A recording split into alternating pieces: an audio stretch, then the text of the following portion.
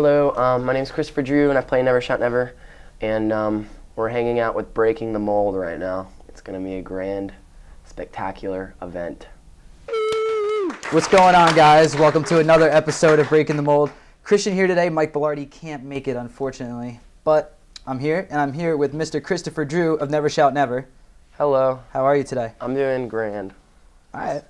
Well, that's great. Yeah. So first thing, what brings you to Marywood today?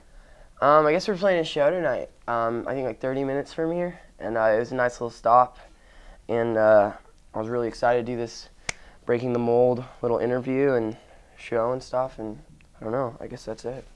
All right, well, once again, thank you so much for being here. So if you guys don't know the format of Breaking the Mold, well, get out of the way right now. Couple serious questions this break, and then after the commercial break, we're going to get fun. We're going to have a bunch of fun. I love fun. Great. I love fun too. Fun is good. Fun is great, as a matter of fact. So let's get these serious questions out of the way, because these really are just, boring and dry. Perfect. So, couple EPs out right now. Mm-hmm. All right, what's the latest one, and what's going on with recording and writing some more stuff? The latest one that we put out. All right, I'm good now. The latest one that we put out is it's called the Summer EP, and I recorded it in January of this year, and then we put it out in the summer. And then we just started recording, or we just finished up recording the full length, which is going to be out in December digitally, and pretty stoked about that. Don't know if I was supposed to tell you that, but it doesn't really matter. I don't really care. And yeah, it's going to be awesome. I'm really excited about it. It's kind of a new direction. It's a little more mature, kind of like a little oldies kind of feel to it as well.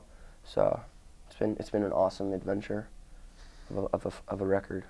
All right, well, staying on the topic of recording stuff, you put out an EP that I really enjoyed, the Me and My Uke EP. Yeah. All right, well, my question is, for something like that, something very ambitious like that, what was your mindset going in? What was the mindset like? Did you say, I want to play with my ukulele, or was it like kind of, I just want to be a little bit different, and I don't care how the fans receive it kind of thing? Yeah, I guess. I mean, I just thought ukuleles were weird and cute and small, and I don't know, I liked the way they sounded because it just made everything sound really cutesy almost, it was really funny.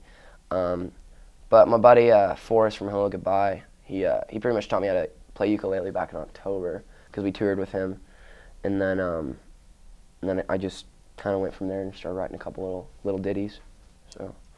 All right, great. Well, if anybody doesn't know, you do a bunch of Beatles covers. In fact, you did a Beatles cover set at Bamboozle this year. Yeah, it was a little rough, but it was definitely a cover set. Okay. It was rough though. Yeah. I mean, I don't know if we want to get into those technical difficulties right now or anything like that, but coming from somebody that's so young, an appreciation for a band like that, is it ever something like with your fan base, your demographics, that it's hard to do a set like that with everybody kind of knowing the Beatles, but not really in a sense? I mean, I just looked at it more of like education to kids, because like kids are listening to such bull honky lately. Like I don't even get any of the new music that's coming out, and like I want them to be able to appreciate the classics and the bands that really made history, like those bands made history for a reason, you know what I mean? And I feel like their legacy needs to be like kept. So I try to educate the chillins as much as I can. So then what would you consider your favorite Beatles song then?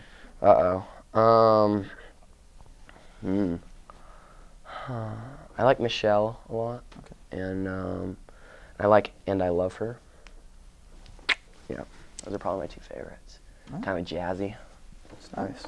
Cool. All right, well, shifting a little bit, we're going to talk about your touring right now. Right now, you're doing a little small stint of dates with Megan Dia, Alamance, Now Every Children, and then you're going on tour with Dashboard Confessional, Newfound Glory, and Single File. I think so, yeah. All right, well then, for somebody like you, obviously who's just so young, touring with veterans of the music scene like Newfound Glory and Dashboard, how has it been just with the amount of just, I don't want to say being overwhelmed, but like those are some pretty big names to be with. So just like, what's your general reaction to touring with those bands? I think it's awesome. I mean, I've been listening to Dashboard, I've been dabbling on his stuff since I was like 11 or something, you know what I mean? Like I was like 11 whenever I got my first like Dashboard acoustic album, and I listened to that and it was cool. But I mean, I just think of everybody as people, you know what I mean? And they've been down the road already, and I'm excited to learn from them and just kind of like figure things out and ask them questions about things, because they've they've kind of been through everything that I'm going through right now, you know. So it's cool. Has any of them taken the initiative to try and take you under your wing and try to like sort of prepare you for what's to come when you become an artist of their stature? I don't know if that's gonna happen, but New Found Glory, they took us out to a bar and got us drunk, so they got us ready in that sense. That was cool. Yeah. Rockstar lifestyle. Not really. I mean, it's good to party every once in a while. You know, it just gets the butterflies out. So it's fun. All right. Well, final question before we go to break. You know, you talked about the Beatles and how they're a classic band that you just respect and just, you know, that you try and imitate, not imitate, but, you know, look up to as much as possible. Definitely. But if there's that, like, one person in your life, it doesn't have to be a musician, it could be anybody, that you could meet and, like, get to hang out with and talk to, who would it be and why? It'd probably be, like, Bob Dylan, because he's the man with the plan.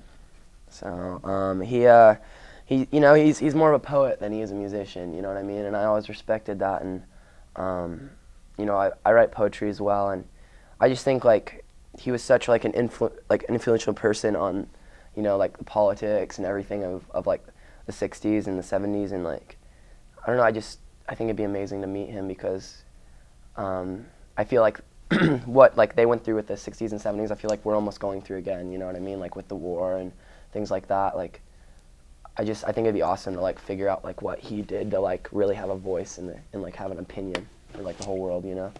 So I think that's pretty much it. All right, sounds great. Well, thank you once again for being here, but we're going to go to a quick break. Stay tuned. It's about to get crazy here with Christopher Drew, a.k.a. Never Shout Never. This is Breaking the Mold on TVM.